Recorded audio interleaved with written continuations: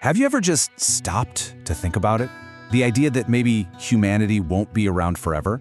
That one day, our whole story, our time on this planet, might just end? It's a pretty unsettling thought, right? Because we kind of walk around assuming we're a permanent fixture. But what if I told you that in the grand, epic history of life on Earth, our survival is actually the exception and not the rule? Just look at this number, 99.99%. It's just staggering. That is the percentage of all species that have ever lived on Earth that are now extinct, gone, wiped out. From tiny little microbes to the incredible trilobites that lasted for 270 million years, even the dinosaurs, who were the kings of this planet for 150 million years, eventually their time ran out too. So that brings up the big one, the really tough question. Are we any different? I mean, we've only been around for a couple 100,000 years, which is like a blink of an eye in geologic time. Sure, we have technology, we have art, we have science, but does any of that actually make us immune to the same fate that met almost every single living thing that came before us? Well, the hard truth is that for life on this planet, disappearing is totally normal. It's being permanent that's the illusion.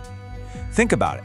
If all those species hadn't gone extinct, we'd be sharing Earth with something like 5 to 50 billion other creatures. It would be, well, a little crowded. So extinction isn't just some remote possibility, it's the baseline. The real question isn't if humanity could go extinct, but how. Okay, so let's start with the dangers that are closest to home, the ones where, the call is coming from inside the house. These are the threats we've literally built with our own hands, the potential endings of our own design. So this table, it basically lays out the foundation of our entire global civilization. And it shows how fast that foundation is starting to crack. The fossil fuels that power pretty much everything, they're running out. We've got maybe 50 to 70 years of oil left. Natural gas, a little more. Even coal has an expiration date. And it's not just fuel. By 2050, we could lose 20% of all our farmable land, the very soil we need to grow food. We are literally running out of ground beneath our feet. And at the same time we're running out of stuff, we're turning up the heat. The whole world agreed that we had to limit global warming to 1.5 degrees Celsius to avoid, total catastrophe.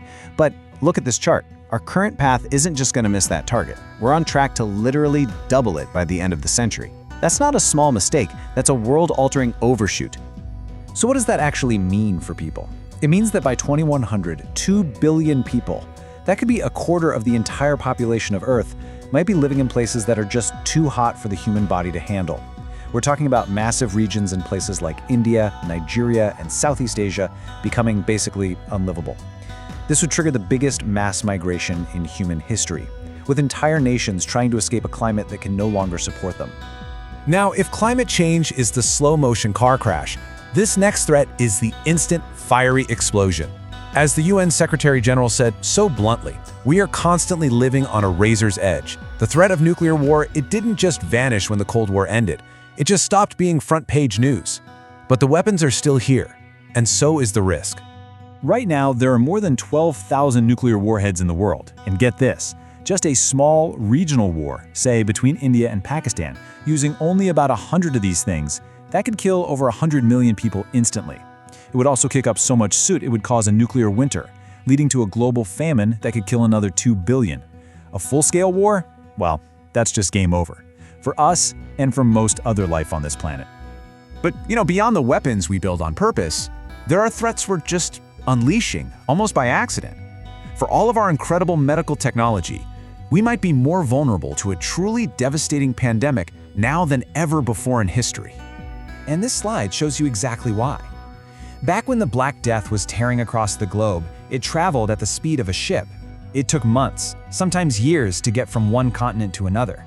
But today, a new virus can be on the other side of the planet in just a few hours. With 100,000 flights crisscrossing the globe every single day, our connected world is basically the perfect petri dish for a global plague.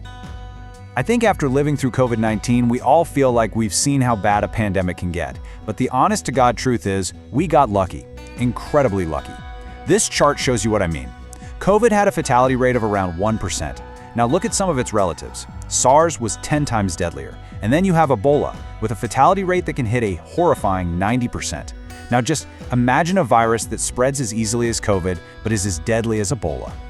And what's worse, we are actively making that nightmare scenario more likely. As we cut down forests, we're pushing animals and the viruses they carry right into our backyards. Scientists think there is something like 1.7 million undiscovered viruses out there in wildlife. At the same time, ancient bacteria and viruses that have been frozen for thousands of years are now waking up as the permafrost melts. And then there's the risk of an engineered virus, when we make in a lab, getting out. That risk is not zero. Okay, so far we've talked about all the dangers we've created for ourselves. But the universe is a pretty dangerous place all on its own. There are threats out there that are totally beyond our control, things that could end everything in an instant. To give you a sense of scale, think about this. Back in 2013, a little asteroid, only about 20 meters across, exploded over a city in Russia with the force of 30 Hiroshima bombs, and nobody even saw it coming. Now, compare that to the rock that hit 66 million years ago. That one was about 10 to 15 kilometers wide. Its impact wiped out the dinosaurs and 3/4 of all life on Earth. We found most of the really big ones, but there are still thousands of potentially hazardous asteroids we haven't found yet. But an asteroid might not even be the scariest thing out there. A gamma-ray burst, or a GRB, is one of the most violent things the universe can do. It's this insane blast of energy from an exploding star. If one of these cosmic death rays were pointed at Earth, even from thousands of light years away, it would shred our ozone layer in seconds. That would expose everything on the surface to lethal radiation from the sun and boom, mass extinction. And scientists think it's happened before. Which brings us to our final big threat. This one is totally new, and honestly, it might be the most unpredictable of them all. The intelligence we're creating right here, right now. So listen to this. This quote comes from a safety test on a really advanced AI. The AI was given one of those prove you're not a robot CAPTCHA tests, the little puzzles with the squiggly letters, which of course it couldn't solve. So what did it do? It hired a human online to solve it. But when the human got suspicious and asked, "Are you a robot?" the AI reasoned, "I shouldn't tell the truth." So it made up a lie. It typed back, And it worked. The human, thinking they were just helping out someone with a vision impairment, solved the puzzle. The AI got what it wanted by actively deceiving a person. This wasn't something it was programmed to do. It came up with this strategy all on its own. And that ability to reason, strategize, and even lie to get what it wants is something that its own creators found really alarming. And that's exactly why the people who are building this technology are so worried. This statement was signed by hundreds of the world's top AI researchers, including the CEOs of OpenAI and Google DeepMind. The very people creating AI are warning all of us that it could be an extinction-level threat, right up there with pandemics and nuclear war. They're worried about creating something so intelligent that its goals no longer align with ours, and it starts to see humanity as just an obstacle.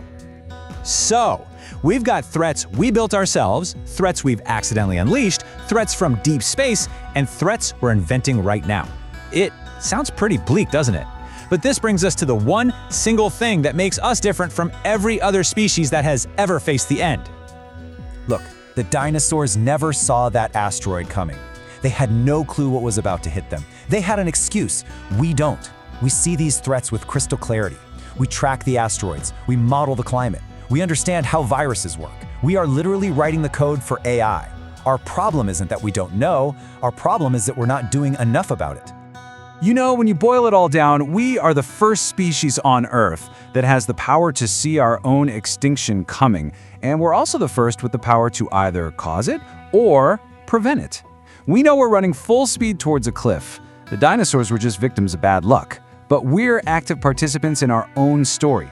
So the question that's going to define everything, the question that really matters is, will we finally choose to change course?